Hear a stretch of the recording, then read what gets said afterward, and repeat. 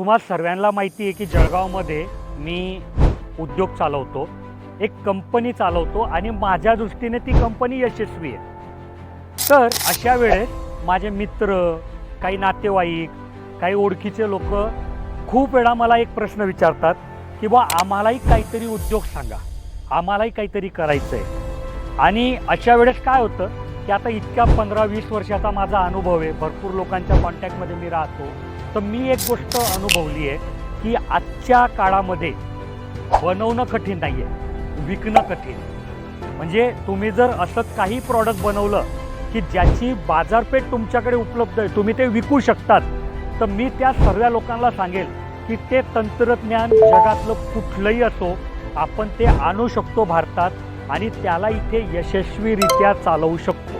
तर बनवणं महत्त्वाचं नाही आहे, विकणं महत्त्वाचं आहे। जर तुमच्याही मनात अशी काही इच्छा असेल की स्वतःचा उद्योग उभारावा, तर ही एक महत्त्वाची गोष्ट आहे की आपण तिथे विकू शकतो का याचा अभ्यास करा। जर तुम्ही विकू शकत असाल तर मग पुढचं पाऊल नक्की टाका, तुम्हाला यशस्वी होण्यापासून कोणीच रोखू शकत नाही।